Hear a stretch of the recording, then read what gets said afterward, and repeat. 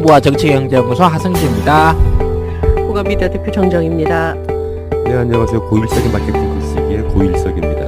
네, 진행하는 저는 정경연구소 대표를 맡고 있는 서영석입니다.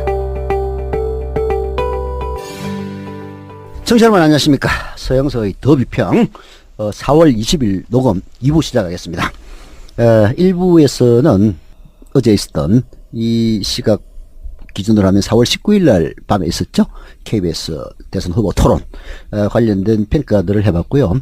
2부에서도 이 평가를 조금 더 이어가 볼까 합니다. 자, 본격적으로 시작하기에 앞서 후원해주신 분들께 먼저 감사드립니다. 님 짱!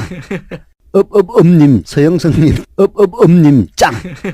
님 양숙자님 청출어람 하소장님 만세님 김기성님 늦었지만 생축님 님 꼰대 아님님 서대표님 꼰대 아님님 서대표님 샤이문빠님 님 샤이문빠님 정근교체님 한발님 모두 다 감사드리겠습니다. 그리고 팟빵을 통해서 후원금을 보내주시는 모든 분들께도 감사 인사드립니다. 얼마 남지 않는 시간 동안 서영선님께 후원하고 싶으신 분들은 우리 정지영 공감미디어 대표 후원 계좌로 보내주시면 됩니다. 국민은행 015-221-764 정지영 공감미디어. 네, 광고하겠습니다. 광고가 지금 탑재하고 있습니다. 새 광고입니다. 중국차 쇼핑몰 북경도사인데요. 건강에 좋고 면역력을 높여주는 보이차, 우롱차, 홍차 등 고급 중국차를 찾으신다면 검색창에서 북경도사를 검색해주세요. 선물용 세트도 준비되어 있습니다. 전화 문의는 070-4412-4250입니다. 070-4412-4250. 광고 2. 깔창 광고입니다. 발냄새의 계절이 돌아왔는데요. 지난 15년간 품질과 기능에서 검증된 안난의 깔창 소개해드립니다. 다음 카페 안난의 깔창 검색하면 자세한 사항 알 수 있고요. 아주 효과 좋습니다. 카페를 통해 구입하시면 이벤트를 통해서 더욱 저렴하게 구입할 수 있다고 합니다. 광고 3. 휴대폰 판매 매장 광고입니다. 휴대폰샵 광통신인데요. 역시 수익금의 일부를 더비평에 후원하는 업체입니다. 휴대폰 바꾸시려면 기왕이면 저희 동지적 관점에서 광통신 선택해 주십시오. 주문 문의는 070-7777-3318 070-7777-3318 기억해 주시면 감사하겠습니다. 광고 4번 전통적인 더비평 광고 장수사가 또리장군 맛에 대해서는 언급을 안 해도 다 아십니다. 주문 문의는 010-2752-6673 010-2752-6673 전화주시면 되고요. 지난주에도 판매 금액 10% 65,000원 후원해 주셨습니다. 감사드립니다. 예, 장수사가 또리장군 많은 기억 바라겠습니다. 잠시 전화 말씀 듣고 와서 본격적으로 2부 시작하겠습니다.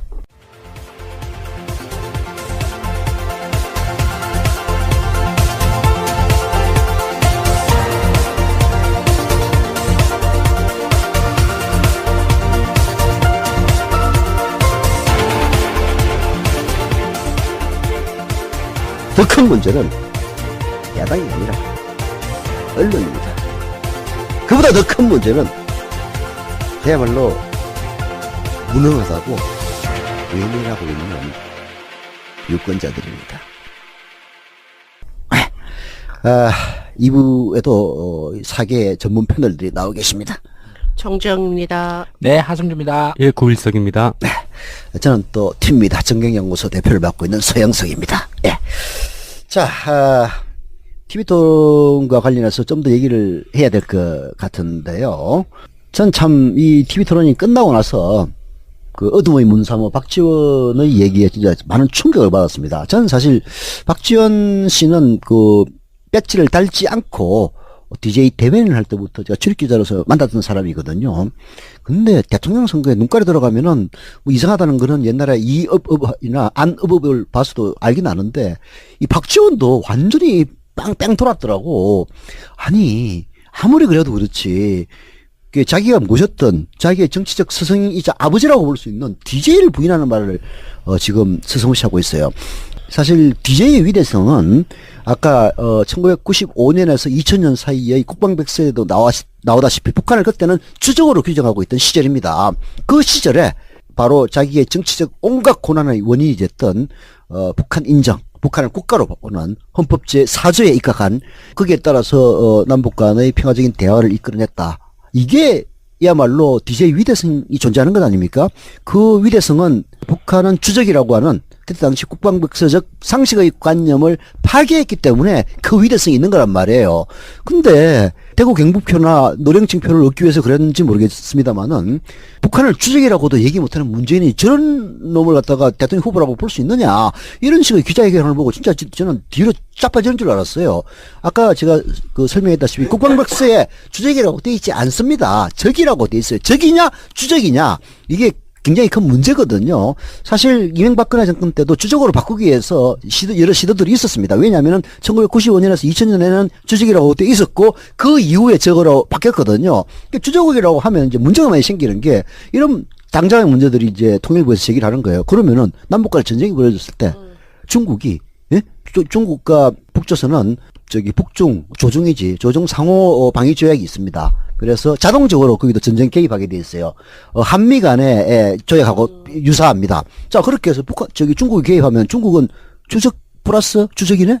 이런 문제가 생긴단 말이에요. 그래서 명확하게 규정하지 않는 것이 좋다 해가지고 주적이라는 말을 이명박근혜 정권 10년 동안에도 들어가지 못했던 겁니다. 근데 박지원이 주적이라고 얘기 못하는 문재인이 대통령 자격이 있느냐라고 나왔다는 것은 진짜 DJ를 부인하는 진짜 패륜적인 말이거든요. 아, 진짜 가슴이 아팠어요. 아마 헌법 공부를 안 해서 그런 모양입니다. 헌법 공부 알아서도 그렇게 얘기했을 인간이야. 우리 하소장한테 5분만 들으면 알 수 있는 거였어요. 정말 국민의당이 이제 어떤 쪽으로 이제 스탠스를 취해가는가에 대해서 너무 명백한 표시죠. 상황께서 그렇게 얘기를 해버렸는데. 아니, 상황만 그런 게 아니고 안철수도 또 그 기자 간담회에서 똑같은 얘기를 했어요. 상황이 그렇게 얘기를 하니까 바로 그냥 따라가대. 역시 안찍박이야. 네. 참 그렇죠. 국민의당이라고 하는 당이 그래도 그나마 김대중 대통령의 정신을 따르겠다 이런 얘기를 자주 하면서 선거를 그동안에 빈말이라도 그런 얘기를 해왔죠. 네, 선거를 치르고 네. 이렇게 이제 선거에서 어떤 또 다른 유불리의 문제가 걸리니까 지금 이러고 있지 않습니까? 지금 서글프죠. 햇볕 정책에 대한 그 안철수의 어제 토론에서도 진짜 참 듣는 사람 매우 불쾌하게 하는 그런 말들이 많았는데, 햇볕 정책을 개선하십니까? 안 후보님. 예, 그것도 역시 지금 공과 과가 있습니다. 그리고 아니, 지금은 햇볕 정책을 본인이 개선하십니까? 100% 그대로 다 옳거나 100% 다 아니거나 그런 건 없습니다. 그럼 어떻습니까? 그 중에서 DJ의 햇볕 정책을 개선하시겠습니까? 저는 대화를 통해서 평화를 해결하는 그 방향에 대해서는 동의합니다. 단 지금 현재는 대북 제재 국면 아닙니까? 그러면 우리가 대북 제재를 왜 하는가를 따져봐야 됩니다. 한 체제가 붕괴된 적이 없습니다. 제재만을 통해서. 그러면 우리가 하는 이유가 제재의 끝에 있는 협상 테이블을 만들기 위함입니다. 우리가 원하는 시기에 원하는 조건의 협상 테이블을 만들고자 함인데, 그것을 위해서는 지금 강력한 제재와 병행해서 적절한 시기에 대화를 하는 것이 우리가 원하는 협상 테이블을 만들 수 있다는 그 말씀입니다. 네. 그래서 집권하시면 북에 이제 달러를 제공을 해야 되겠네요. 그럴 일은 없을 겁니다. 돈을 그거는 안 주고. 완전히 이렇게 넘겨짓기십니다. 아니. 우리 또 전문가 고일석 박사님의 얘기를 들어보도록 하겠습니다. 박지원 대표가 그런 얘기를 했는데 제가 볼 땐 경청동지할 말인데, 네. 언론에서는 또 칭찬하더라고요. 역시 박지원이다라면서. 칭찬은 하지 않지만 크게 써주긴 했죠. 이게 어떻게든 사실 문재인 대표의 답, 국방부 장관은 그런 얘기를 할 수 있겠지만 대통령은 그렇게 해서는 안 된다라는 것이 가장 정답인데, 그거를 마치 문재인이 종북인 것처럼 포장하기 위한 재료로 쓰는 것이 이 나라의 개 언론들의 특징이니까 그렇게 보이는 거죠. 네, 그래서 어제 이제 유승민 후보가 안철수한테 박지원 대표가 말하기를 문재인이 대북송금 특검을 가지고 DJ를 어디로 보냈다, 이런 극언을 했죠. 네. 그 얘기를 들면서 대북송금이 네. 잘한 거냐 잘못한 거냐, 네. 또 양자택일의 질문을 막 합니다. 네. 안철수문의 문재인 후보님한테 제가 조금 물을게요. 이틀 전에 박지원 대표가 전주에 가서, 예? 제가 이거 옮기기도 좀 상스러운데, 문재인이 우리 김대중 대통령을 대북 송금 특검으로 골로 보냈다. 이렇게 박지원 대표가 이야기했어요. 그러니까 민주당의 또 김대중 대통령의 아들 김홍걸 씨는 김대중 대통령께서는 또 우리 문재인 후보를 다 용서하셨다. 이러고 나와요. 그런데 제가 이 대화를 보고 너무나 어이가 없는 게 대북 송금 사건, 대북 송금이 그게 잘 됐다고 생각하십니까? 안 후보님? 지금 모든 역사가 공과 과가 있지 않습니까? 그래서 대북 송금은 우리가 해야 공입니까? 되는 과입니까? 일은 공은 계승하고 잘못된 점들은 교훈을 얻어서 다시 반복하지 않는 게 중요합니다. DJ 정부 때 대북 송금은 공입니까? 과입니까? 저는 공도 있고 과도 있다고 봅니다. 대북 송금에 공이 있습니까? 공도 있고 과도 있다고 봅니다. 불법 대북 송금에 공이 있다고요? 무슨 공이 있습니까? 그것 자체는 여러 가지 문제가 많았습니다만 의도는 그렇지는 않았던 걸로 저는 알고 있습니다. 의도 어떤 의도요?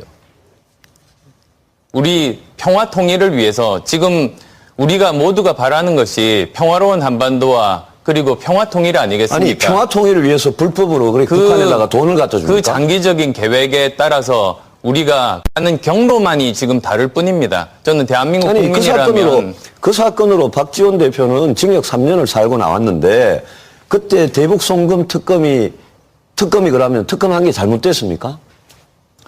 제가 말씀드렸지 않습니까? 대법원에서 3년 징역형 유죄 판결 확정 판결 내린 게 잘못됐습니까? 대법원의 판단 존중해야 됩니다. 저는 항상 그 입장이 분명합니다. 그렇지만 그래서 제가 지금 우리의 네. 불행한 역사 중에 한 부분 아니겠습니까? 그때 이제 안철수는 그냥 과거의 불행한 일이고 공도 있고 과도 있다 이런 식으로 계속 얘기를 합니다. 그러니까 유승민이 또 그 대북 송금이라는 게 그 정상회담 하려고 돈 퍼부어 주고 그 돈 가지고 북한이 핵무기 개발을 했는데 그게 공과 가로 나눌 게 뭐 있느냐. 네, 과만 있지 공은 뭐 있느냐 이 얘기지. 그것도 박지원 대표가 또 뭐 감옥까지 갔다 왔는데 대법원 판결 뭐 부인하는 거냐. 그 안철수가 부인하지 않는다 자기는. 그것은 과다. 그 계속 그런 얘기를 막 쳇바퀴 돌듯이 이도 아니고 저도 아니고. 호남표와 대구 경북표를 동시에 먹겠다고 계속 그 얘기하더라고. 내가 참 보니까 안타깝더라. 아니, 솔직하게 얘기하라 이 자식아.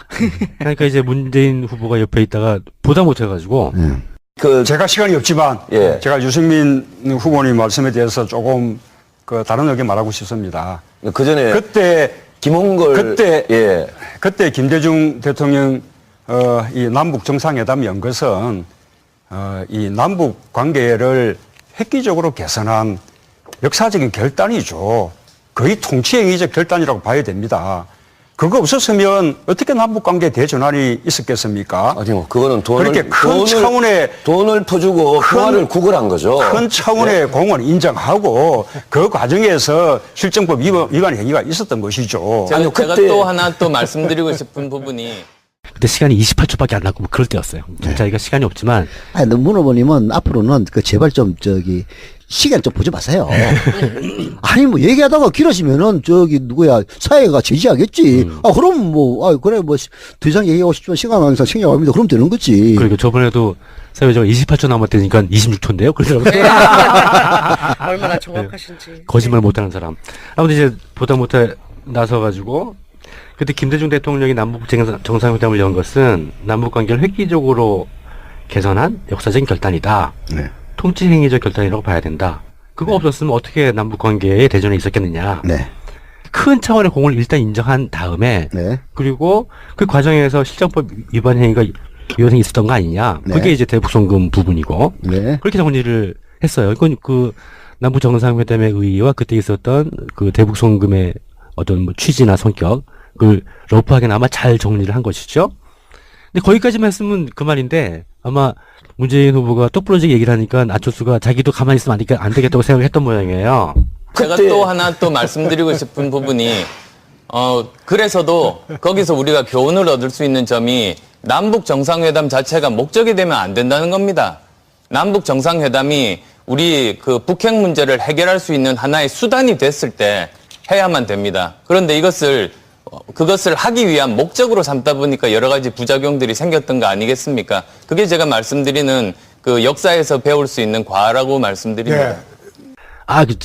자기가 바로 그거다. 그러면서 거기서 우리가 교훈을 얻을 수 있는 것은, 그러니까 이제 앞에서 계속 한 얘기가 그거거든요. 공은 이어받고 과에서는 교훈을 얻어야 된다. 그런 얘기를 계속 그 얘기만 반복을 했는데 그걸 이제 빗대어서 거기서 우리가 교훈을 얻을 수 있는 점이 바로 남북 정상회담이 목적이 되어서는 안 된다는 거다.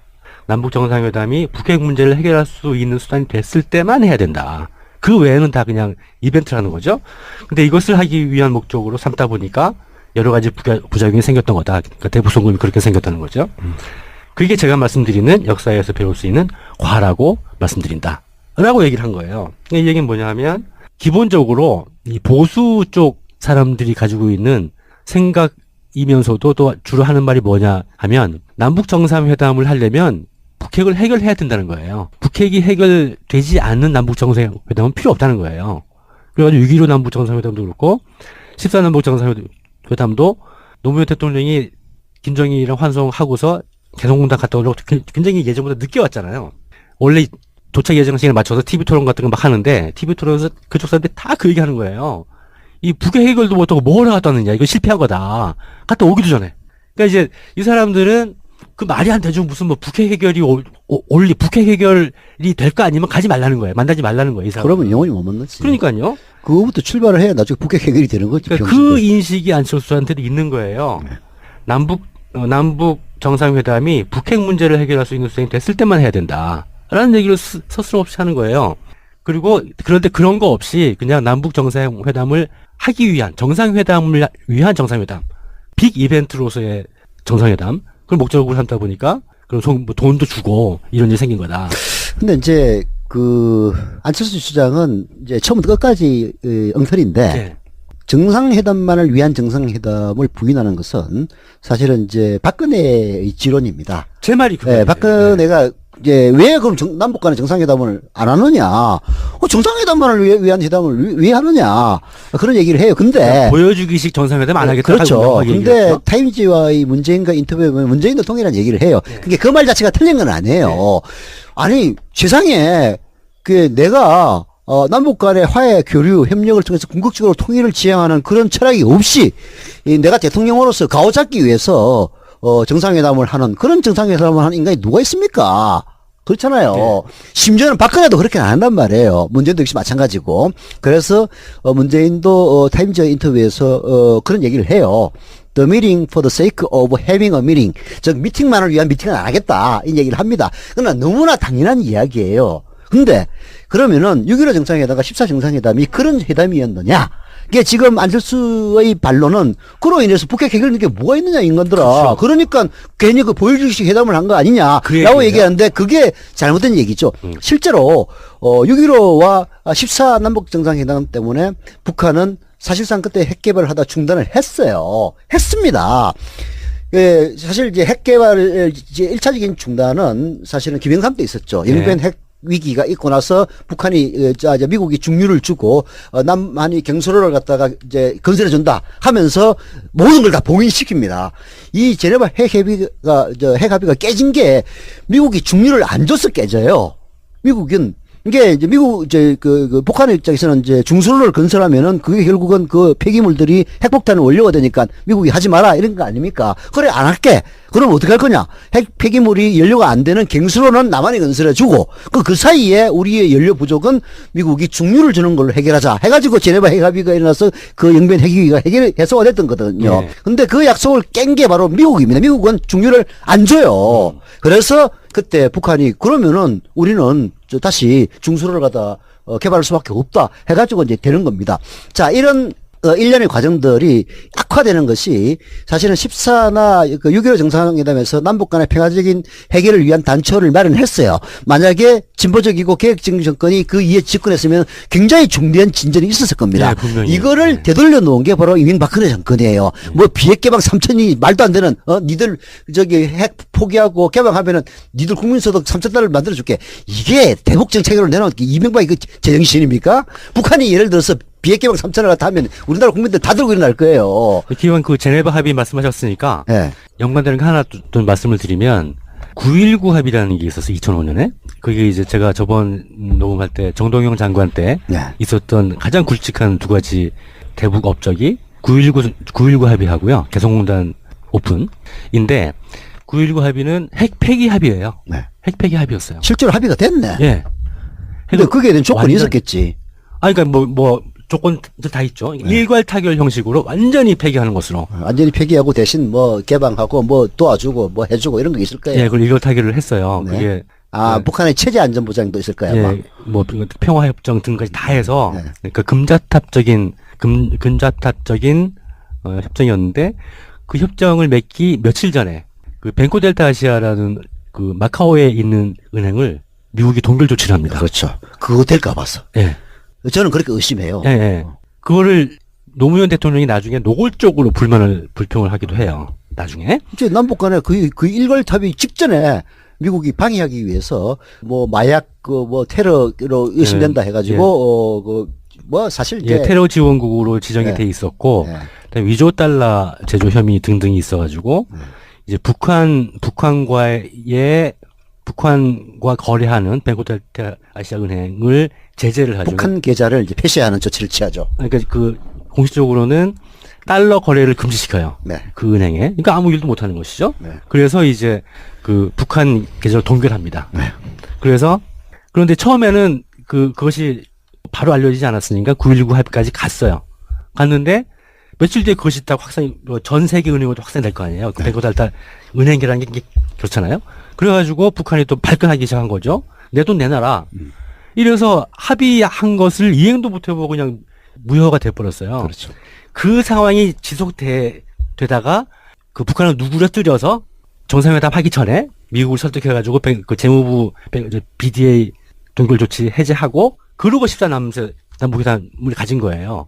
그러니까 이제 이 정상회담이 아까도 대표님이 말씀하셨지만 제네바 합의를 깬 것을 다시 회복시키고 그다음에 9.19 합의가 완전히 무산된 것을 다시 복원시키고 한 것과 연관이 있는 것이에요. 이걸 이제 이명박 건에가 이제 깨버린 건데. 네. 근데 어제 그 북한에 돈 퍼졌다는 얘기를 유승민도 하고 홍준표도 얘기를 하잖아요. 예, 예. 근데 그 김현철 교수가 그 설명을 잘 하고 있는데요. 네. 돈 퍼준 게 아니에요. 네. 하여튼 이 인간들은 사실이 아닌 걸 사실이라고 주장하는 거야. 그 얘기도 좀 하죠. 진짜. 이게 대북송금 특검의 내용을 걔들은 잘 몰라요. 네. 참, 아까 뭐 헌법도 잘 모르면서 그 걔들이 주둥아리를 놀리는데 김현철 교수 얘기를 이렇습니다. 북한에 준 4억 5천만 달러는 현대가 1구까지 남북 경획 사업을 하는 대가였어요. 현대는 이를 통해서 금강산 관광 사업자가 됩니다. 4억 5천만 달러를 주고 개성공단의 주 사업자며 또 개성관광의 사업 자격을 이제 이 4억 5천만 달러를 북한에 줌으로써 이제 얻습니다. 대북 송금 특검에서 국정원의 실정법 위반을 문제 삼은 것은 그 돈을 준 걸 문제 삼은 게 아니고 송금 편의를 봐준 데 대해서 문제를 삼습니다. 그걸 또 유죄로 나중에 결국 판결을 내려요. 현대가 4억 5천만 달러를 북한에 송금을 해야 되는데 이게 우리나라 위안관리법에 의하면 북한에 돈을 못 주게 돼 있단 말이에요. 그래서 국정원이 송금할 수 있도록 도와줍니다.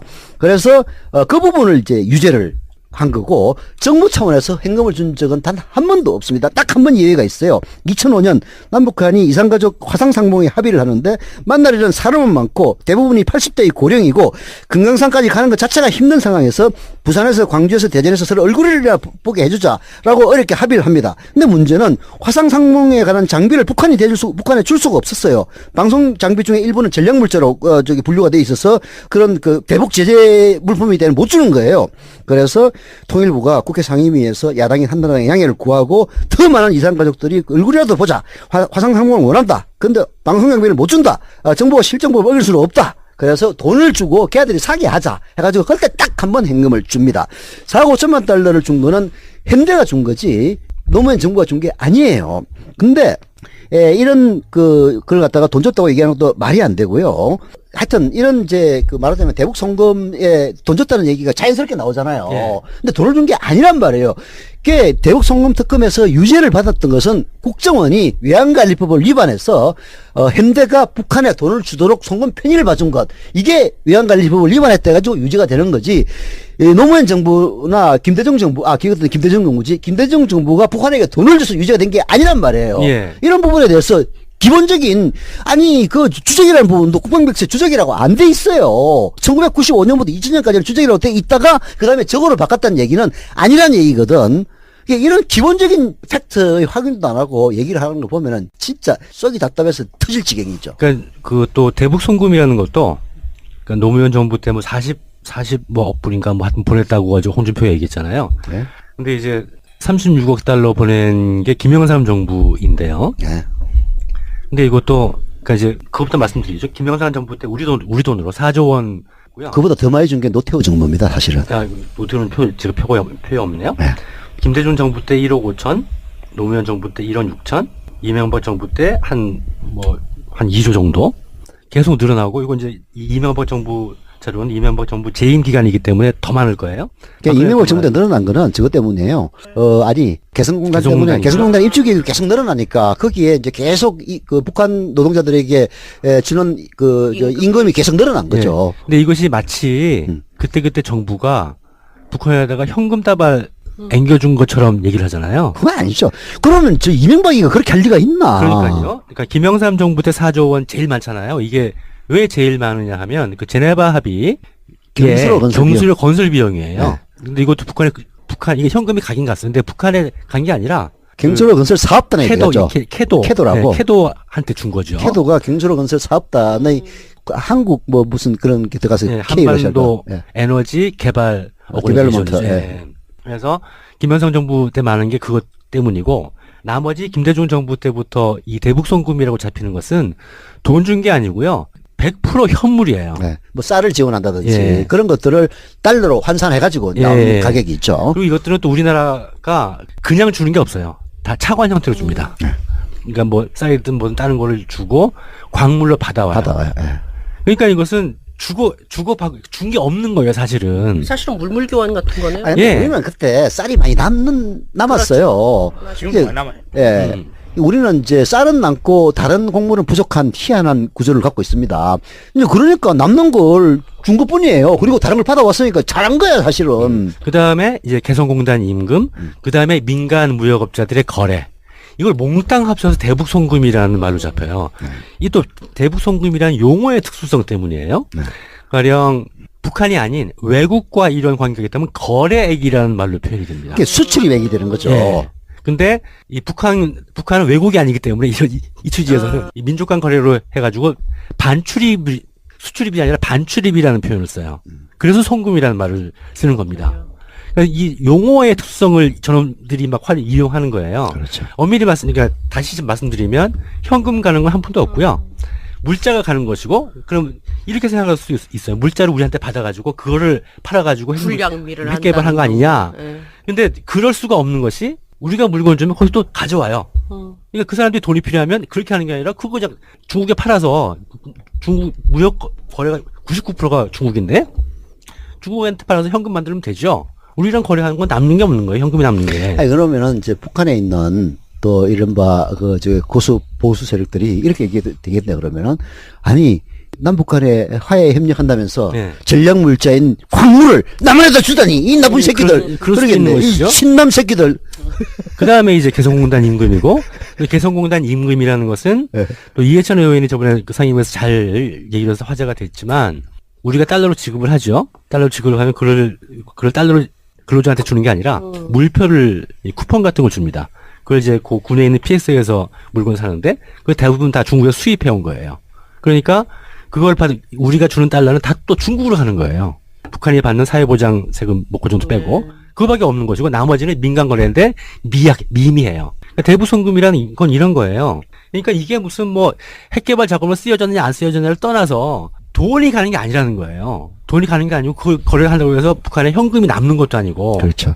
현금을 준 유일한 케이스가 2005년이에요. 예. 이상항공 때 방송 장비를 현물로 주려고 그랬더니 방송 장비에는 카메라 같은 게 들어가기 때문에 이게 정밀한 카메라는 전략물자로 취급을 합니다. 그때 간 게 유일하게 현금으로 간 겁니다. 그래서 괘씸한 게 홍준표, 유승민 정도면 제가 지금 설명을 드린 이런 사실을 알죠. 모를 리가 없거든요. 그러니까 뭐 박사모 할배들이야 모르고 그냥 뭐 한다고 하더라도 이런 사람들이 모를 수가 없는 거거든요. 그러니까 알면서 부추기는 거예요. 이게 진실이 필요한 게 아니죠.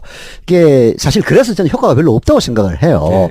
결국은 이제 이 사람들이 필요한 거는 문재인 빨갱이를 지지하면 안 된다라는 메시지를 주고 싶은 거 아니에요. 근데 문재인 빨갱이라고 하면 사람들이 특전사인데? 이렇게 하니까 그 부분을 부각시키기 위해서 북한에 돈 대준 놈이야. 북한을 주적이라고 얘기도 못하는 새끼야. 이 얘기를 이제 하는 거예요. 결국은 그런 것들이 박사모 할배들과 같이 박근혜를 탄핵하면 나라가 절단 날 것처럼 생각하는 15%에게는 효과가 있을 거예요. 그러나 그 표는 이미 자기들끼리 갈아먹은 표야. 중도에서도 그런 얘기 많이 들으면 많이 좀 흔들리죠. 그래요? 예. 난 안 흔들 것 같은데. 대부 송금이라 그러니까 대부 송금이라 그러면 돈 갖다 앵긴 것 같은 느낌이 들잖아요. 근데 그게 무려 지금 언제부터 얘기해요. 수십 년 동안 돼가지고 이제는 좀 사람들이 알아들 만도 한데 저는 그게 중도층에게는 절대 효과가 없다고 생각합니다. 오히려 이런 문제에 대해서 문재인 후보가 좀 어눌하게 답변을 한 것이 더 저는 그 중도층에게 와닿는 것이 아닌가라고 저는 생각을 해요. 이게 매우 그 준비된 답을 했으면은 봐라. 저 새끼 거짓말한다. 이렇게 했을 건데 문재인 대표는 자기도 모르게 진심을 마구 토로를 합니다. 아니 그 국방장관이나 할 얘기지. 그런 얘기를 당신도 대통령 돼봐라. 못한다. 이런 것들이 저는 설득력이 더 와닿는 그런 얘기가 아닌가 싶어요. 그래서 이제 안철수가 그렇게 얘기를 하니까 딱 그냥 보수도 아니고 꼴통 보수 거의 1배에 가까운 그런 보수들이 하는 얘기를 반복을 하니까 박지원이 실드를 치느라고 오늘도 또 저번에 그 JTBC에서 같은 얘기를 반복하는데 햇볕 정책이 자주성이 중요한 게 아니라 동맹을 더 중요하게 생각한다. 그 말이 돼요. 이렇게 또 돼요. 아니 그러니까 지금 박지원은 더 나아가 주적이란 말까지 나오고 자기가 필요하면은 김대중을 팔아먹고 김대중을 골로 보낼 사람이 바로 박지원입니다. 근데 그런 것들을 특히 호남 사람들이 모르느냐? 모르지 않아요. 왜 호남에서 지금 더블 스코어 이상의 차이가 나겠습니까? 57대 27 이런 식의 59대 27 이런 결과가 왜 나오느냐? 저는 호남 사람들 그게 사람들을 바보라 생각하면 안 돼요. 대북 송금에 대한 얘기도 답답해서 김현철 교수도 쓰고 저도 설명을 해드렸습니다만은 그런 이야기를 저는 국민들이 귀담아 듣지 않는다고 생각을 해요. 그래서 효과가 없다고 봅니다. 그래서 그 지난 시간에도 제가 말씀을 드렸지만 북한과 이 화해 정책을 해 나간다는 것은 그냥 그러면 좋겠네 하지 뭐 이렇게 해서 되는 게 아니에요. 대단한 용기와 결단이 있어야지 할 수가 있는 것이에요. 김대중의 위대함이 바로 거기서 나온 거 아닙니까? 김대중 대통령이 아니었으면 할 수가 없었던 것이고요. 그래서 김대중의 정신을 따르겠다는 다짐이 뼛속까지 있는 사람이 아니면 그걸 할 수가 없어요. 안철수가 만약에 대통령이 된다면 김대중은 없어지는 거예요. 박지원도 마찬가지죠. 사실 김대중 비서실장으로 참 끝까지 간 그 의리 하나로 지금 호남의 상징 운운을 했었는데 안철수를 실드 치는 과정에서 사드부터 시작해가지고 당론을 갖다 지 맘대로 바꾸는 안철수를 갖다에게 호응을 하는가 하면은 특히 주적 문제에 대해서는 기본적인 국방백서의 백자도 모르는 그따위 얘기를 하면서 북한을 주적이라고 얘기도 못하는 문재인이라고 비난하는 걸 보고 저 인간은 진짜 필요하다면 김대중이 아니라 김대중 할아버지도 팔아먹을 인간이다. 그리고 그런 팔아먹는 매 김대중 행위를 호남 민심이 모를 것 같으냐 이 자식들아 다 알아. 그래서 저는 이번 토론 이후에 호남의 지지율이 안철수 지지율이 훨씬 더 떨어질 거라고 저는 확신을 합니다. 안철수 얘기는 두 가지의 실마리를 담고 있는데 만약에 그가 대통령이 되면 대북 정책을 어떻게 할 것인가 두 가지를 담고 있는데 박근혜식으로 갈 거예요. 이명박근혜로 갈 겁니다. 그러니까 남북 정상회담은 북핵 문제가 확실하게 해결된다는 보장이 없으면 안 하겠다는. 그럼 못하는 거지. 그러니까 아예 안 하든가. 둘 다 못했잖아. 그다음에 이제 남북 정상회담이 혹시 뭐 정치적으로 필요해서 하려면 뒷돈 주고 해야 된다라는 인식을 가지고. 이명박은 그렇게 하다가 그것도 뽀록 났잖아요. 그러니까 둘 중에 하나. 뒷돈 주려다가. 이명박처럼 하든지 박근혜처럼 하든지 둘 중에 하나일 거예요. 절대로 김대중처럼 노무현처럼 하지는 않을 거란 얘기죠. 이거를 지금 안철수를 지지하시는 분들 중에서 다른 이유 때문에 지지하시는 분들이야 뭐 상관없는데 김대중 정신을 계승하고 있는 사람으로서 안철수를 만약에 지지한다면 깊이 한번 생각을 해봐 주시기 바랍니다. 도저히 그럴 인간이 못 됩니다. 그럼 안보 관련이니까 조금만 틀어서 유승민이 얘기한 전술핵?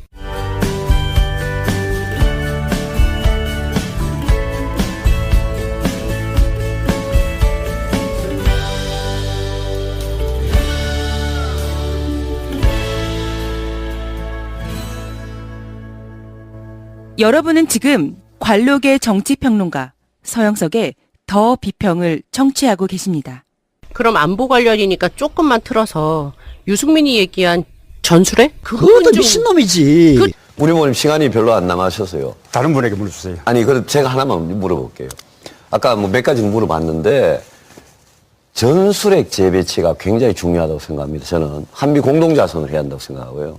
근데 개성공단이나 금강산 관광은 다시 시작하자고. 그래서 그거는 북한의 돈이 또 흘러가는 경로인데, 그거는 주장하시면서 북한의 핵무기는 거의 지금 실전 배치됐다고 봐야 되거든요. 근데 전술핵 재배치는 반대하시죠? 반대합니다. 그러면 우리는 전술핵 재배치도 없이 그럼 개성공단 금강산관은 찬성하시고요. 전술핵 재배치하면 한반도 비핵화라는 우리가 북한에 대해서 핵 폐기를 요구할 수 있는 명분을 잃게 되지요. 미국도 반대하지 않습니까? 아닙니다. 전술핵 재배치는 그런 게 아니라 나토도 이미 하고 있고 그거는 한반도 비핵화는 비핵화를 부정하는 것일 수는 있는데 그거는 전술핵 재배치는 우리가 스스로 핵 개발해서 핵무장 하는 거하고 다른 거잖아요. 근데 그러면 북한이 핵무기로 우리를 공격하는데 사드도 반대하시고 전술핵 재배치도 반대하고 그럼 도대체 북핵 문제를 무슨 수로 해결을 하십니까? 전술핵 재배치는 미국도 반대하지 않습니까? 미국이 아직 공식 입장을 밝히지 않았죠. 유승민 후보께서 네. 전술핵 이야기 하셨는데 예.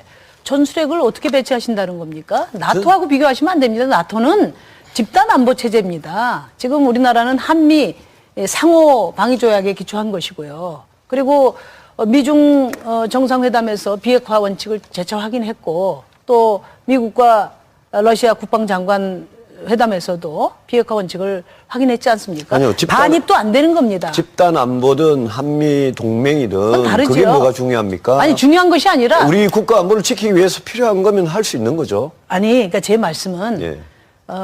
이미 미중 정상 간에 또 미러 간에 비핵화의 원칙을 확고하게 확인했는데 무슨 재주로 전술핵을 어디서 가지고 오신다는 말씀이에요? 전술핵은 주한미군의 무기로 들여오는 거고 그거에 대한 운용, 작전은 한미 공동으로 하자는 게 제 주장이고 아니 전술핵 반입 자체를 우리는 못하게 되지 아니요, 않습니까? 그걸 하지 않으면요. 그걸 하지 않으면 북한이 핵 공격했을 때 우리가 무슨 수로 북한에 대해서 응징 보복을 합니까? 저는 아니, 심 후보님도 아니, 저는 그런 그 데 말씀- 대해서 국방 문제에 대해서 아니 대안을 갖고 말씀하셔야지. 아니, 제가 말씀드릴게요. 예, 말씀해 보십시오. 네.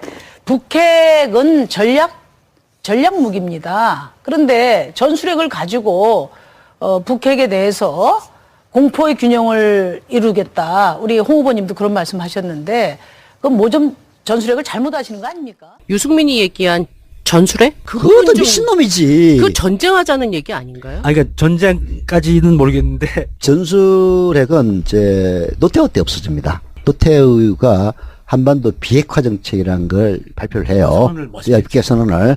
근데 이게 사실 좀 따지고 보면 웃기는 겁니다.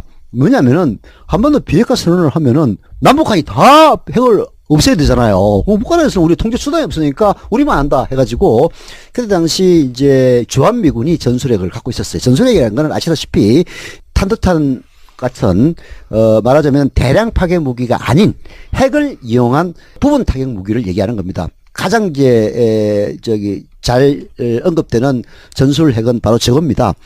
핵 배낭과 전차의 열화 우라늄 탄이라는 게 있어요. 열화 우라늄 탄은 게 이제 탱크가 계속 발전을 하다 보니까 뭐 온갖 정강 장갑을 떡칠을 해가지고 이 포탄을 맞아도 잘 안 뽀사져요. 그래서 그걸 뽀수기 위해서 제일 좋은 방법은 포탄에다가 우라늄을 살짝 입힙니다. 그렇게 해서 발사를 하면은 그 관통력이 무지무지하게 좋아져요. 그게 바로 열화 우라늄 탄입니다. 열화 우라늄 탄이라든지 아니면은 소행핵, 즉 핵배낭 이런 무기들을 주한미군이 갖고 있었어요. 근데 노태우가 한반도 비핵화 선언을 사실 이제 군사 덕후들 다 그런 건 아닙니다. 그래서 일부는 노태우 저 병신 같은 새끼라고 얘기를 해요. 아니 북한은 아무 소리 안 하고 있는데 지가 그런 소리 하고 있다 해가지고 여튼 비핵화 선언을 하면서 주한미군이 그 무기를 뺍니다. 그래서 이제 남한은 비핵화가 됐어요. 자, 이 상황이 이제 노태우 후에 계속 지속되어 왔거든요. 이걸 갖다가 그때 노태우 이주도를 돌려놓겠지 하는 것이 바로 유승민의 전술핵 주장입니다. 전략핵은 차마 얘기를 못하고 전략핵을 갖다 놓으면 진짜 절단 나지. 그러니까 전술핵이라도 데려와야 된다. 이딴 얘기를 하는 건데 진짜 노태우 이주도를 후퇴하자고 하는 병신 같은 얘기죠. 그래서 그 노태우 대통령의 한반도 비핵화 선언을 근거로 북한을 압박해왔던 거죠. 그렇죠. 지금까지 북한을 압박해왔던 게 바로 그것 때문에 우리는 우리가 개발하지 않는 것은 물론이고 주한미군이 갖고 있는 전술핵 무기도 다 뺐다. 그러니 니들도 하지 말아라. 네. 이게 이제 우리의 대북 압박 전술의 가장 요체 중에 하나죠. 그래서 문재인 대표가 어제도 이제 가장 그 앞에까지는 그냥 애매모호하게 다 하다가 가장 확실하게 딱 하나 뭐 유일하게 확고하게 얘기한 게 전술핵 무기 절대 반대다라고 얘기한 거잖아요. 그 논리가 그거 다시 또 들어오게 되면 무슨 논리로 북한을 압박하겠냐. 그럼 그 핑계도 계속 또 그냥 자유롭게 핵 그럼 개발하는 우리도 것이고요. 핵 개발할 수밖에 없어요. 네. 그런 논리에 따르면은 네, 그렇게 그 나가는 비용은 거죠. 어떨 것이며, 그 옛날 미국과 소련이 가졌던 공포의 균형 정책을 한반도에서 한번 실현해 보자 이런 얘기인데, 이게 그 전 세계적인 전략적 차원에서는 그때 당시 불가피한 선택이었을지 모르겠지만은 지금처럼 있는 핵무기도 지금 해체하고 있는 이런 마당에 한반도에 새로운 핵 공포의 균형을 이렇게 하자는 게 그게 유승민의 그 정신놈이에요, 진짜. 네, 그렇게 되면 또 그 다음에 일본의 핵무장이 또 기다리고 있는 거죠. 네. 일본도 뭐 이미 근데 이거 아무튼 핵무장론 이야기가 나오면 항상 이렇게 말이 많아지는데 네. 그 저쪽에서 뭐 조원진도 뭐 핵무장론을 아예 공식 그걸로 하잖아요. 네. 유승민이 또 전술핵 이야기 하잖아요. 이럴 때 우리가 제일 좋은 방법은 네. 해봐라 이 새끼들아. 되나? 네. 하고 싶으면 해봐라. 그럼 뭐 네가 그렇게 우리도 전술 핵무장 하고 싶어요라고 떠들고 다니면 트럼프 형님이 참 좋아도 하겠다. 이게 우리나라 보수 세력들이 한미 동맹을 강조하면서 대한민국의 안보를 지킨다 이런 얘기를 하는데 이럴 때마다 여기 팁입니다. 이 대응하는 팁 3가지를 들고 나오면 됩니다. 그리고 보수 세력들이 한미 동맹을 어떻게 파괴하고 대한민국의 안보를 어떻게 위협하고 있는가에 대해서 너네들은 3가지 중대 죄악을 저지르고 있다. 첫째로는 인계철선론입니다. 그 대한민국에 주둔하고 있는 미군들을 이분은 혈맹의 자격으로 우방군으로 와 있는데 이 사람들을 인질로 삼겠다라고 하는 의미입니다. 그래서 미군들 여러분 이제 인계철선론 그래서 이제 쏙 들어갔지. 네, 그것도 엄청 혼나고 난 다음에 들어갔어요. 혼나기 전까지는 그것도 뭐 뭔지도 무슨 모르고 얘기도 모르고. 계속 쓰고 그랬어요. 우리 조갑자 쓰는 거 쓰고 뭐 다 쓰고 그랬어요. 그래서 이거는 우리의 혈맹을 인질화하려는 이러는 태도이기 때문에 진짜 예의에도 없고 한미 동맹에 큰 해악이 되고 있는 짓을 수십 년 동안 해왔다. 둘째로는 북한 핵을 공식적으로 인정하는 거예요. 우리 다 알아요. 북한에 핵 있는 줄. 전 세계가 다 알아요. 근데 공식적으로만 인정하네요. 이제 북한은 그렇게 지랄하는 게 공식적으로 제발 인정해 달라는 겁니다. 북한은 사실은. 공식적으로 인정해 달라고 오만 무력 시위를 다 하는 다 하는 거죠. 우리 미사일 쐈다 샹, 뭐 잠수하면 쏜다 샹. 우리 캘리포니아까지 쏠 수 있어, 샹. 뭐 수폭 뭐 이런 거 다 만들었다 샹 이러는데 이런 거에 대해서 미국을 비롯한 전 세계가 절대로 공식 인정을 안 합니다. 네. 이유는 공식적으로는 북한이 핵무기를 갖고 있지 않습니다. 네, 공식적으로는 네. 다 알아요. 근데 안 하는 이유가 있죠. 안 하는 이유가 있는데도 불구하고 눈치 없이 북한 핵을 공식적으로 인정하자라고 하는 소리를 자주 저쪽에서 해요. 네, 이럴 때를 들을 때마다 그걸 계속 얘기해 하면서 부추겨주면 됩니다. 왜 가만히 있어? 국제사회에 빨리 얘기하고 왜 우리한테 얘기를 해? 우리는 다 알아. 그러니까 우리는 다 아는데 공식적으로 인정하는 게 미국이 안 하고 있으니까 미국한테 얘기해 라고 얘기해 주면 됩니다. 심지어는 박정희가 핵을 개발하려다가 미국 CIA가 주겠다 이런 얘기까지 나오는 이유가 바로 그런 겁니다. 네. 절대로 그런 시도들은 미국에 그렇게 좋아하는 보수 세력들이 좋아하는 미국이 용인하지 않습니다. 3번째가 있습니다. 3번째가 최고 하이라이트입니다. 네. 남한의 핵무장론입니다. 네. 남한의 핵무장론을 해봐. 얘기를 하는 사람이 있으면 네. 막 부추겨요. 막 부추겨가지고 왜 그런 진짜로 말만 하지 말고 진짜로 해야지. 그러면서 왜 우리나라도 핵가진수 많잖아. 그렇지. 거기는 핵 폐기물 들고 와서 돌리면 되는 거 아니야. 해. 라고 얘기를 하는 것이 가장 좋은 대응책입니다. 왜냐하면 그걸 한다라고 하는 눈치만 보이면은 걔는 관타나모에 끌려갑니다. 아니 어제 토론에 그러니까 문재인 후보가 그 얘기를 하더라고요. 유승민 후보 보고 미국에서 그걸 반대하는데 어떻게 한다는 얘기냐 그랬더니 미국을 설득하면 된다는 거예요. 그러니까요. 설득하라고. 열심히 하라고. 그런 사례가 그 미사일 사전 그리기와 관련된 것이 바로 그 사례입니다. 미국은 한미 미사일 협정에 의해서 우리나라 그 유도탄핵 미사일을 사거리를 제한을 했어요. 뭐 그때 초창기에는 한 150km 정도로 제한을 했을 거예요.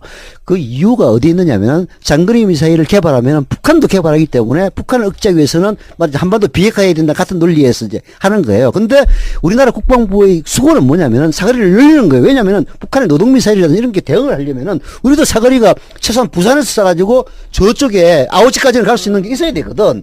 사거리 협정이 매년 한미 간의 최대 해난입니다. 우리는 늘어달라. 미국은 안 돼. 그렇게 액을 복구하는 미국은 미사일의 사거리마저도 150km에서 250km 늘리는 것을 결사반대해온 그런 나라입니다. 근데 핵을 무장하겠다고 해봐, 이 새끼들아. 설득을 우리한테 하지 말고. 그러니까. 아니, 너, 네가 미국을 해봐. 바로 그렇고, 유승민 의원이 국방위 소속이고, 국방위원장도 하고 막 그러지 않았나요? 그때 하지. 왜 안 했어? 아니, 지금도 바른정당의 대통령 후보라며. 해!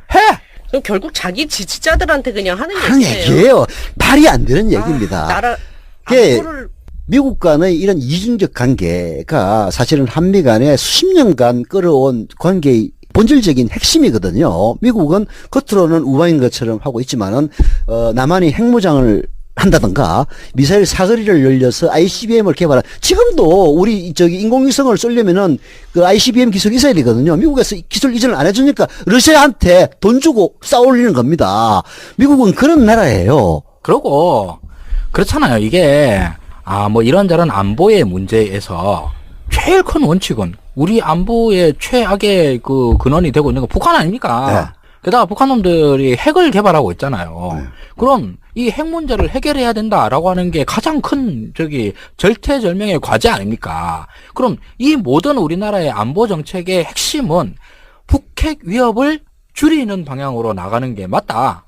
그런데 일련의 어떤 보수 세력들의 움직임들은 보면 남한이 핵을 만들겠다고 그러면 북한 입장에서는 핵을 개발하려고 하는 마음이 더 커지지. 그렇지. 남한에게 있으니까 우린 무서워서 아이고 북한 핵을 개발하면 안 되겠네 라고 얘기하겠어요.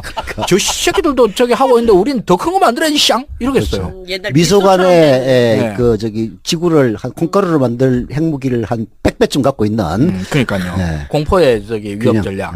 균형 보수 전략. 세력의 사고방식은 이런 거예요. 걔들도 핵 추진해봐야 안 된다는 거 뻔히 알거든요. 네. 알아요? 네, 안 된다는 거 아니까 자꾸 떠드는 거예요. 그러면 그렇게 떠들면 북한은 자극을 할 것이다. 관심 없어 걔네들은.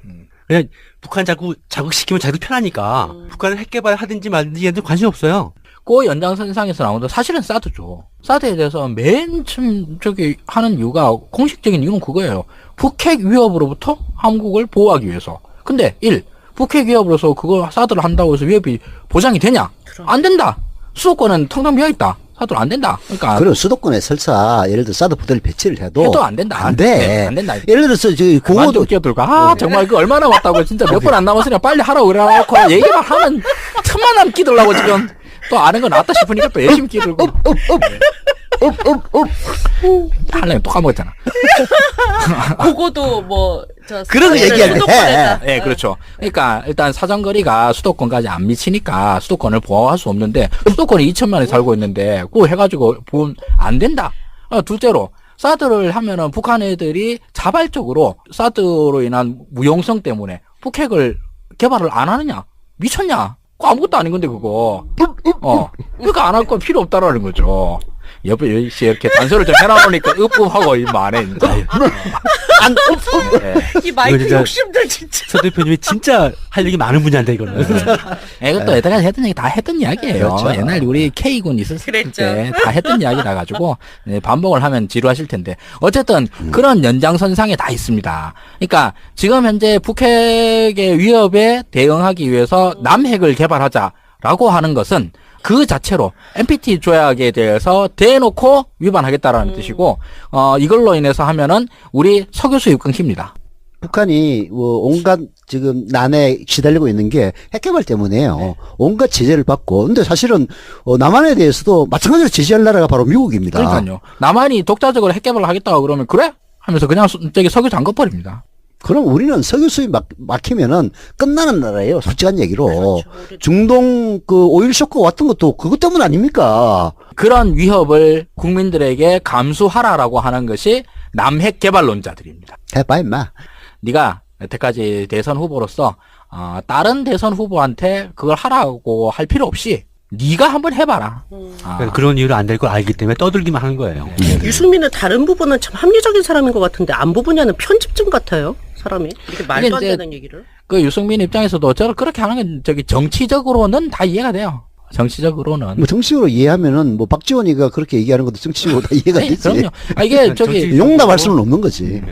정치적으로 이해가 간다는 거죠. 네. 정치적으로 이해가 간다는 얘기 아니라.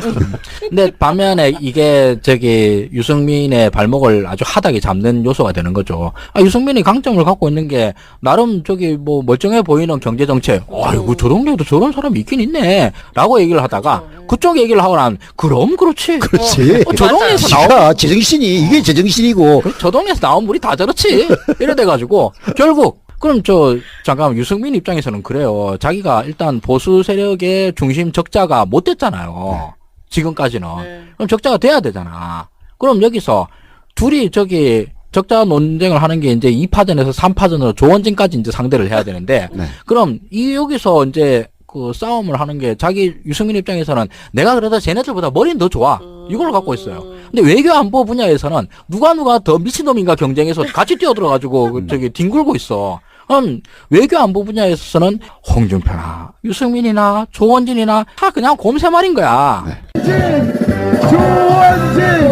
곰새마리가 새누리에 있어 형이 곰 그네 곰 원진 곰 아빠 곰은 위대해 그네 곰은 깨끗해 원진 곰은 의리사나이 2호 6번 조원진.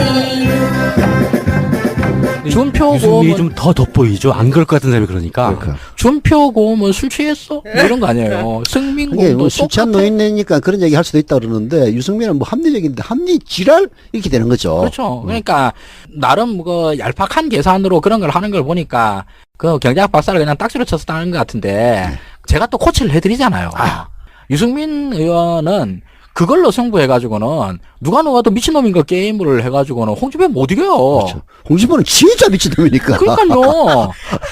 그 산 넘어오는 조원진이 기다리고 있어요. 조원진은 그래도 홍준표만큼 미치질 않은 것 같더라고. 곰 세 마리 보시면 그렇게 만만치 않아요. 그래요? 네. 뭐 조원진은 워낙 관심이 없어가지고. 네, 그렇긴 한데 보시면 엄청 코믹해요. 자, 그러니까 유 의원은 너무 이렇게 미친놈 경기에 뛰들지 말고 혼자 멀쩡하면 확 튀어요.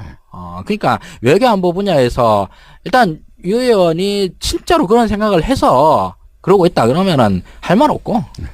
뭐 보수 세력들 중에서는 그냥 아무나 찍으세요. 홍준표나 유승민이랑 뭐가 다르다고. 이왕이면 숫자 조금이라도 높은 애가 낫겠지. 그래서 저기 유승민의 지지도가 안 오르는 거야. 네. 그러고 유승민 의원이 나름 정치적으로 유리하다 판단해서 그렇게 한다고 그러면 아나콩콩이다.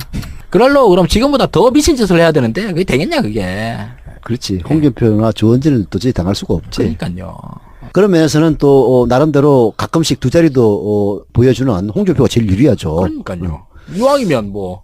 그래서 사실 진짜로 이달 말쯤 되면은 홍준표의 지지도가 상당히 올라갈 가능성은 여전히 존재합니다. 홍준표도 월말만 돼봐라 이런 얘기 하잖아요. 네, 월말만 되고 나면 일주일에 딱 산 거다. 그렇지. 근데 이제 이런 얘기야. 홍준표는 내가 안철수보다 더 얻을 거다라는 얘기를 하는 거예요. 사실 이제 그런 심리를 주는 게 홍준표로서는 안철수를 넘어서기 위해서. 왜냐하면 안철수가 갖고 있는 표 중에서 상당 부분 절반 이상이 바로 자기 표라고 생각하거든. 그런 점을 기대하고 있을지도 모르죠. 자, 3부는 여기서 심상정 얘기도 해야 되는데 4부에서 그 부분 조금 얘기하는 걸로 하고 끝내도록 하겠습니다. 수고하셨습니다. 고맙습니다. 고일석 박사님의 얘기를 들어보도록 하겠습니다. 박지원 대표가 그런 얘기를 했는데 제가 볼 땐 경청동지할 말인데 언론에서는 또 칭찬을 하더라고요. 역시 박지원이다라면서. 뭐 칭찬은 하지 않지만 크게 써주긴 했죠. 이게 어떻게든 사실 문재인 대표의 답, 국방부 장관은 그런 얘기를 할 수 있겠지만 대통령은 그렇게 해서는 안 된다라는 것이 가장 정답인데 그거를 마치 문재인이 종북인 것처럼 포장하기 위한 재료로 쓰는 것이 이 나라의 개 언론들의 특징이니까 그렇게 보이는 거죠. 네, 그래서 어제 이제 유승민 후보가 안철수한테 박지원 대표가 말하기를 문재인이 대북송금 특검을 가지고 DJ를 어디로 보냈다는 그건을 했죠. 네. 그 얘기를 들면서 대북송금 특검, 대북송금이 네. 잘한 거냐 잘못한 거냐 네. 또 양자택일의 질문을 막 합니다. 네. 안철수 문화 문재인 후보님한테 제가 조금 물을게요. 이틀 전에 박지원 대표가 전주에 가서, 예? 제가 이거 옮기기도 좀 상스러운데, 문재인이 우리 김대중 대통령을, 예? 대북 송금 특검으로 골로 보냈다. 이렇게 박지원 대표가 이야기했어요. 그러니까 민주당의 또 김대중 대통령의 아들 김홍걸 씨는 김대중 대통령께서는 또 우리 문재인 후보를 다 용서하셨다 이러고 나와요. 그런데 제가 이 대화를 보고 너무나 어이가 없는 게 대북 송금 사건, 대북 송금이 그게 잘 됐다고 생각하십니까, 안 후보님? 지금 모든 역사가 공과 과가 있지 않습니까? 그래서 대북 송금은 우리가 해야 공입니까, 되는 과입니까? 일은 공은 계승하고 잘못된 점들은 교훈을 얻어서 다시 반복하지 않는 게 중요합니다. DJ 정부 때 대북 송금은 공입니까, 과입니까? 저는 공도 있고 과도 있다고 대북 봅니다. 송금에 공이 있습니까? 공도 있고 과도 있다고 봅니다. 불법 대북 송금에 공이 있다고요? 무슨 공이 있습니까? 그것 자체는 여러 가지 문제가 많았습니다만 의도는 그렇지는 않았던 걸로 저는 알고 있습니다. 의도 어떤 의도요? 우리 평화 통일을 위해서 지금 우리가 모두가 바라는 것이 평화로운 한반도와 그리고 평화 통일 아니겠습니까? 아니, 평화 통일을 위해서 불법으로 그렇게 북한에다가 돈을 갖다 줍니까? 그 장기적인 계획에 따라서 우리가 하는 경로만이 지금 다를 뿐입니다. 저는 대한민국 아니, 국민이라면 그 사건으로 박지원 대표는 징역 3년을 살고 나왔는데 그때 대북 송금 특검이 그러면 특검한 게 잘못됐습니까? 제가 말씀드렸지 않습니까? 대법원에서 3년 징역형 유죄 판결, 확정 판결 내린 게 잘못됐습니까? 아유, 대법원의 판단 존중해야 됩니다. 저는 항상 그 입장이 분명합니다. 그렇지만 그래서 제가 지금 우리의 네. 불행한 역사 중에 한 부분 아니겠습니까?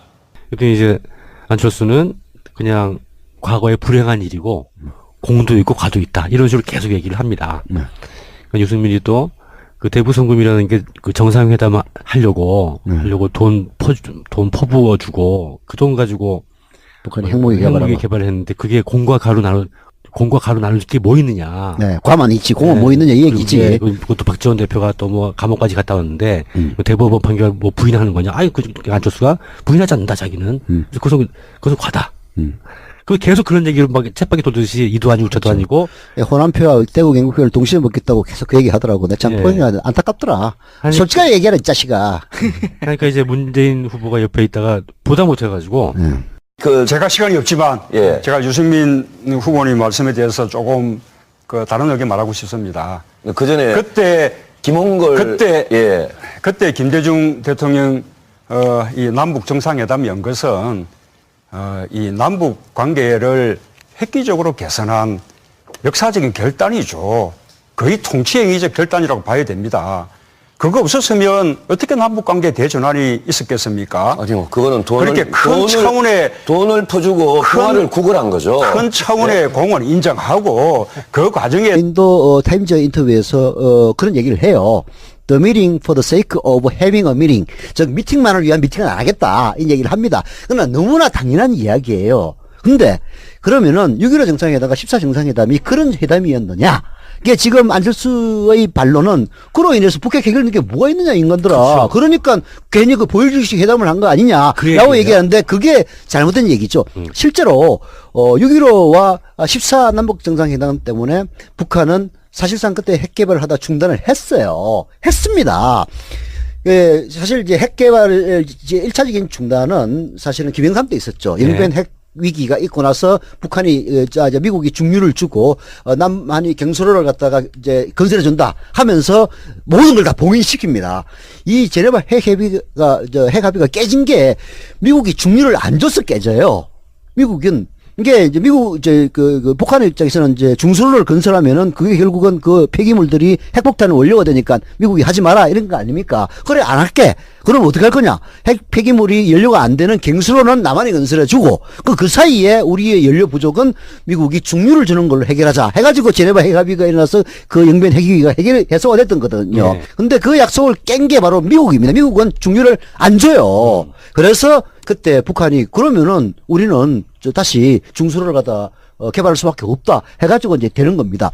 자, 이런 일련의 과정들이 악화되는 것이 사실은 14나 6.15 정상회담에서 남북 간의 평화적인 해결을 위한 단초를 마련했어요. 만약에 진보적이고 계획적인 정권이 그 이에 집권했으면 굉장히 중대한 진전이 있었을 겁니다. 네, 분명히. 이거를 네. 되돌려 놓은 게 바로 이명박근혜 정권이에요. 뭐 비핵 개방 3천이 말도 안 되는 니들 저기 핵 포기하고 개방하면은 니들 국민소득 3,000달러를 만들어 줄게. 이게 대북 정책으로 내놓은 게 이명박이 그 제정신입니까?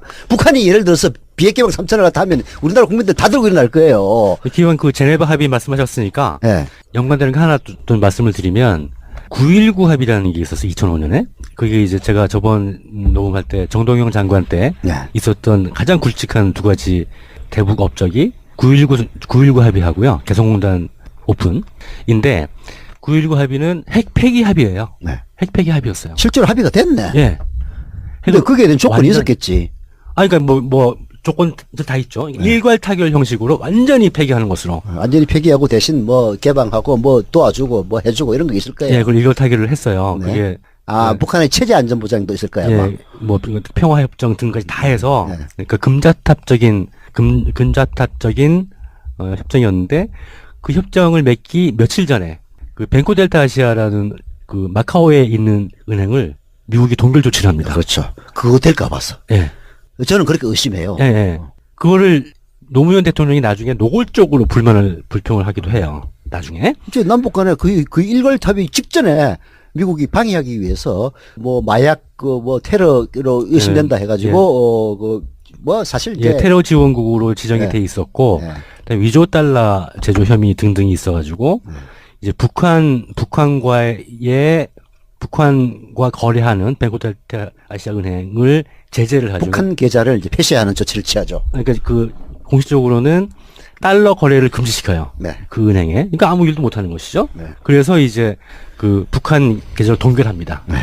그래서 그런데 처음에는 그것이 바로 알려지지 않았으니까 9.19 합의까지 갔어요. 갔는데 며칠 뒤에 그것이 딱 전 세계 은행으로 확산이 될 거 아니에요. 그 벤코델타 은행이라는 게 그렇잖아요. 그래가지고 북한이 또 발끈하기 시작한 거죠. 내 돈 내놔라. 이래서 합의한 것을 이행도 못 해보고 그냥 무효가 돼버렸어요. 그렇죠. 그 상황이 지속되다가 그 북한을 누그러뜨려서 정상회담 하기 전에 미국을 설득해가지고 그 재무부 BDA 동결 조치 해제하고 그러고 14남북회담을 가진 거예요. 그러니까 이제 이 정상회담이 아까도 대표님이 말씀하셨지만 제네바 합의를 깬 것을 다시 회복시키고 그다음에 9.19 합의 출입기자로서 만났던 사람이거든요. 근데 대통령 선거에 눈가리 들어가면은 뭐 이상하다는 거는 옛날에 이업이나 안업을 봐서도 알긴 아는데 이 박지원도 완전히 빵빵 돌았더라고.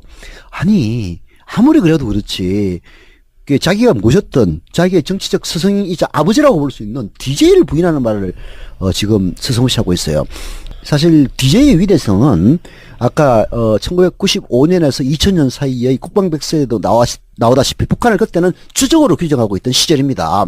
그 시절에 바로 자기의 정치적 온갖 고난의 원인이 됐던 북한 인정, 북한을 국가로 보는 헌법 제4조에 입각한 거기에 따라서 남북 간의 평화적인 대화를 이끌어냈다. 이게 야말로 DJ 위대성이 존재하는 것 아닙니까? 그 위대성은 북한은 주적이라고 하는 그때 당시 국방백서적 상식의 관념을 파괴했기 때문에 그 위대성이 있는 거란 말이에요. 근데 대구 경북표나 노령층표를 얻기 위해서 그랬는지 모르겠습니다만은 북한을 주적이라고도 얘기 못하는 문재인이 저런 놈을 갖다가 대통령 후보라고 볼 수 있느냐 이런 식의 기자회견을 보고 진짜 저는 뒤로 자빠지는 줄 알았어요. 아까 제가 설명했다시피 국방백서에 주적이라고 돼 있지 않습니다. 적이라고 돼 있어요. 적이냐 주적이냐 이게 굉장히 큰 문제거든요. 사실 이명박근혜 정권 때도 주적으로 바꾸기 위해서 여러 시도들이 있었습니다. 왜냐하면 1995년에서 2000년에는 주적이라고 돼 있었고 그 이후에 적으로 바뀌었거든요. 그러니까 주적이라고 하면 이제 문제가 많이 생기는 게 이런 당장의 문제들이 이제 통일부에서 제기를 하는 거예요. 그러면은 남북 간에 전쟁이 벌어졌을 때 중국이 예?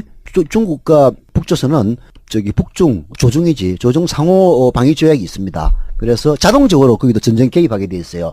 한미 간의 조약하고 유사합니다. 자 그렇게 해서 중국이 개입하면 중국은 주적 플러스 주적이네? 이런 문제가 생긴단 말이에요. 그래서 명확하게 규정하지 않는 것이 좋다 해가지고 주적이라는 말을 이명박근혜 정권 10년 동안에도 들어가지 못했던 겁니다. 근데 박지원이 주적이라고 얘기 못하는 문재인이 대통령 자격이 있느냐라고 나왔다는 것은 진짜 DJ를 부인하는 진짜 패륜적인 말이거든요. 아 진짜 가슴이 아팠어요. 아마 헌법 공부를 안 해서 그런 모양입니다. 헌법 공부 알아서도 그렇게 얘기했을 인간이야. 우리 하소장한테 5분만 들으면 알 수 있는 거였어요. 정말 국민의당이 이제 어떤 쪽으로 이제 스탠스를 취해가는가에 대해서 너무 명백한 표시죠. 상황께서 그렇게 얘기를 해버렸는데. 아니 상황만 그런 게 아니고 안철수도 또 그 기자 간담회에서 똑같은 얘기를 했어요. 상황이 그렇게 얘기를 하니까 바로 그냥 따라가대.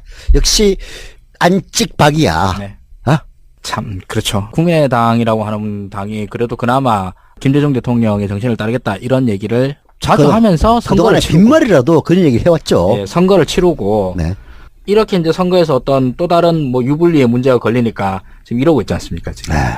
서글프죠. 햇볕 정책에 대한 그 안철수의 어제 토론에서도 진짜 참 듣는 사람 매우 불쾌하게 하는 그런 말들이 많았는데. 햇볕 정책을 개선하십니까? 안 후보님. 예. 그것도 역시 지금 공과 과가 있습니다. 그리고 지금은 아니 햇볕 정책을 본인이 개선하십니까? 100% 그대로 다 옳거나 100% 다 아니거나 그런 건 없습니다. 그럼 어떻습니까? 그 중에서 DJ의 햇볕 정책을 개선하시겠습니까? 그 중에서 저는 대화를 통해서 평화를 해결하는 그 방향에 대해서는 동의합니다. 단 지금 현재는 대북 제재 국면 아닙니까? 그러면 우리가 대북 제재를 왜 하는가를 따져봐야 됩니다. 한 체제가 붕괴된 적이 없습니다. 제재만을 통해서. 그러면 우리가 하는 이유가 제재의 끝에 있는 협상 테이블을 만들기 위함입니다. 우리가 원하는 시기에 원하는 조건의 협상 테이블을 만들고자 함인데 그것을 위해서는 지금 강력한 제재와 병행해서 적절한 시기에 대화를 하는 것이 우리가 원하는 협상 테이블을 만들 수 있다는 그 말씀입니다. 네. 그래서 집권하시면 북에 이제 달러를 제공을 해야 되겠네요. 그럴 일은 없을 겁니다. 돈을 안 주고 완전히 이렇게 넘겨짓기십니다. 우리 또 그래서 실정법 위반 행위가 있었던 것이죠. 제가 또 하나 또 말씀드리고 싶은 부분이 그때 시간이 28초밖에 안 남고 뭐 그럴 때였어요. 저희가 시간이 없지만. 아니, 문 후보님은 앞으로는 제발 좀 시간 좀 보지 마세요. 아니 뭐 얘기하다가 길어지면은 사회가 제지하겠지. 그럼 그래 더 이상 얘기하고 싶지만 시간 항상 생략합니다. 그럼 되는 거지. 그리고 저번에도 사회자가 28초 남았다니까 26초인데요. 그러더라고요. 얼마나 정확하신지. 거짓말 못하는 사람. 아무튼 이제 보다 못해 나서가지고 그때 김대중 대통령이 남북 정상회담을 연 것은 남북 관계를 획기적으로 개선한 역사적인 결단이다. 네. 통치행위적 결단이라고 봐야 된다. 그거 없었으면 어떻게 남북 관계에 대전에 있었겠느냐. 네. 큰 차원의 공을 일단 인정한 다음에 네. 그리고 그 과정에서 실정법 위반 행위가 위헌이 있었던 거 아니냐. 네. 그게 이제 대북송금 부분이고 네. 그렇게 정리를 했어요. 이건 그 남북 정상회담의 의의와 그때 있었던 그 대북송금의 어떤 취지나 성격 그 러프하게나마 잘 정리를 한 것이죠. 근데 거기까지만 했으면 그만인데 아마 문재인 후보가 똑부러지게 얘기를 하니까 안철수가 자기도 가만히 있으면 안 되겠다고 생각을 했던 모양이에요. 제가 또 하나 또 말씀드리고 싶은 부분이 그래서도 거기서 우리가 교훈을 얻을 수 있는 점이 남북 정상회담 자체가 목적이 되면 안 된다는 겁니다. 남북 정상회담이 우리 그 북핵 문제를 해결할 수 있는 하나의 수단이 됐을 때 해야만 됩니다. 그런데 그것을 하기 위한 목적으로 삼다 보니까 여러 가지 부작용들이 생겼던 거 아니겠습니까? 그게 제가 말씀드리는 그 역사에서 배울 수 있는 과라고 말씀드립니다. 네. 자기가 바로 그거다. 그러면서 거기서 우리가 교훈을 얻을 수 있는 것은, 그러니까 이제 앞에서 계속 한 얘기가 그거거든요. 공은 이어받고 과에서는 교훈을 얻어야 된다. 그런 얘기를 계속 그 얘기만 반복을 했는데, 그걸 이제 빗대어서 거기서 우리가 교훈을 얻을 수 있는 점이 바로 남북 정상회담이 목적이 되어서는 안 된다는 거다. 남북 정상회담이 북핵 문제를 해결할 수 있는 수단이 됐을 때만 해야 된다. 그 외에는 다 그냥 이벤트라는 거죠. 근데 이것을 하기 위한 목적으로 삼다 보니까 여러 가지 부작용이 생겼던 거다. 그러니까 대북송금이 그렇게 생겼다는 거죠. 그게 제가 말씀드리는 역사에서 배울 수 있는 과라고 말씀드린다.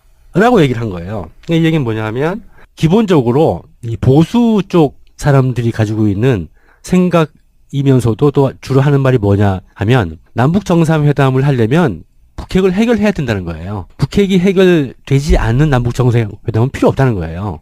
그래가지고 6.15 남북 정상회담도 그렇고 14 남북 정상회담도 노무현 대통령이 김정일이랑 환송하고서 개성공단 갔다 오려고 굉장히 예정보다 늦게 왔잖아요. 원래 도착 예정 시간에 맞춰서 TV 토론 같은 거 막 하는데, TV 토론에서 그쪽 사람들이 다 그 얘기 하는 거예요. 이 북핵 해결도 못하고 뭐하러 갔다 왔느냐. 이거 실패한 거다. 갔다 오기도 전에. 그러니까 이제 이 사람들은 그 말이 안 되죠. 무슨 뭐 북핵 해결이 북핵 해결이 될 거 아니면 가지 말라는 거예요. 만나지 말라는 거예요. 이 사람. 그러면 영원히 못 만나지. 그러니까요. 그거부터 출발을 해야 나중에 북핵 해결이 되는 거지. 그러니까 그 인식이 안철수한테도 있는 거예요. 네. 남북 정상회담이 북핵 문제를 해결할 수 있는 수단이 됐을 때만 해야 된다. 라는 얘기를 서슴없이 하는 거예요. 그리고 그런데 그런 거 없이 그냥 남북 정상회담을 하기 위한, 정상회담을 위한 정상회담, 빅 이벤트로서의 정상회담, 그걸 목적으로 삼다 보니까 그런 뭐 돈도 주고 이런 일이 생긴 거다. 근데 이제 안철수 주장은 이제 처음부터 끝까지 엉터리인데, 네.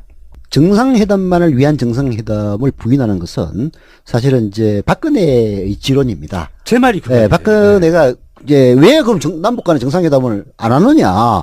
정상회담만을 위한 회담을 왜 하느냐? 그런 얘기를 해요. 근데 그러니까 보여주기식 정상회담 안 하겠다. 그렇죠. 근데 타임지와의 문재인과 인터뷰에 보면 문재인도 통일한 얘기를 해요. 네. 그게 그 말 자체가 틀린 건 아니에요. 네. 아니 세상에 내가 남북 간의 화해, 교류, 협력을 통해서 궁극적으로 통일을 지향하는 그런 철학이 없이 내가 대통령으로서 가오잡기 위해서 정상회담을 하는, 그런 정상회담을 하는 인간이 누가 있습니까? 그렇잖아요. 네. 심지어는 박근혜도 그렇게 안 한단 말이에요. 문재인도 역시 마찬가지고. 그래서 문재인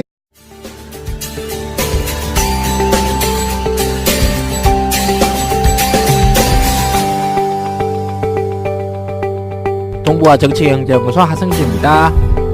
고갑니다. 대표 정정입니다. 네, 안녕하세요. 고일석의 마케팅 글쓰기의 고일석입니다. 네, 진행하는 저는 정경연구소 대표를 맡고 있는 서영석입니다. 청취자 여러분 안녕하십니까. 서영석의 더비평 4월 20일 녹음 2부 시작하겠습니다. 1부에서는 어제 있었던 이 시각 기준으로 하면 4월 19일 날 밤에 있었죠. KBS 대선 후보 토론 관련된 평가들을 해봤고요. 2부에서도 이 평가를 조금 더 이어가 볼까 합니다. 자, 본격적으로 시작하기에 앞서 후원해주신 분들께 먼저 감사드립니다. 님 짱! 님 서영성님 님 짱! 님, 양숙자님, 청출어람 하소장님 만세님, 김기성님, 늦었지만 생축님, 님 꼰대 아님님, 서대표님 꼰대 아님님, 서대표님 샤이문빠님, 님 샤이문빠님, 정권교체님 한발님 모두 다 감사드리겠습니다. 그리고 팟빵을 통해서 후원금을 보내주시는 모든 분들께도 감사 인사드립니다.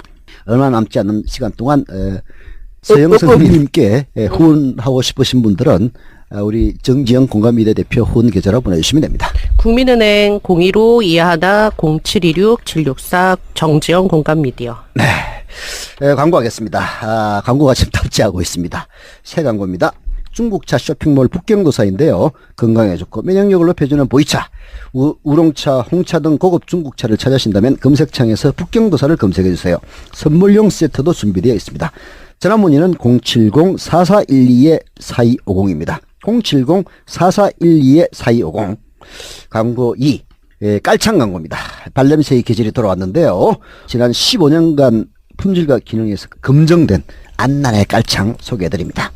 다음 카페 안난의 깔창 검색하면 자세한 사항 알 수 있고요. 아주 효과 좋습니다.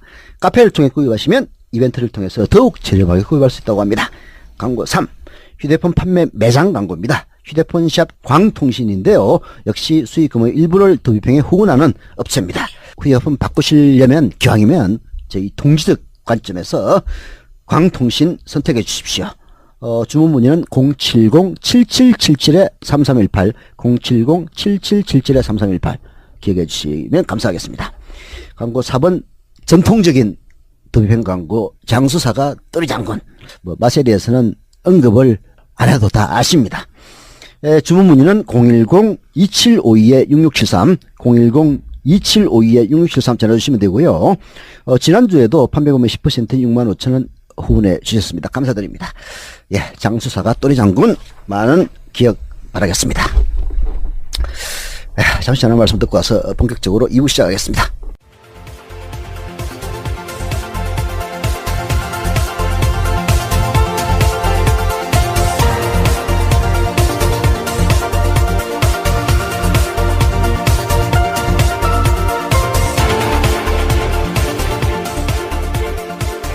더 큰 문제는 야당이 아니라 언론입니다.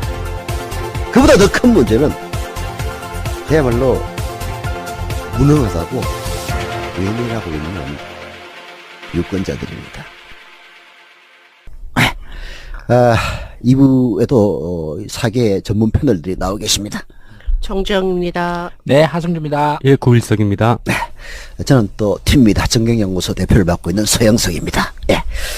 자, TV토론과 관련해서 좀 더 얘기를 해야 될 것 같은데요. 전 참 이 TV토론이 끝나고 나서 그 어둠의 문사모 박지원의 얘기에 진짜 많은 충격을 받았습니다. 저는 사실 박지원 씨는 그 배지를 달지 않고 DJ 대변인을 할 때부터 제가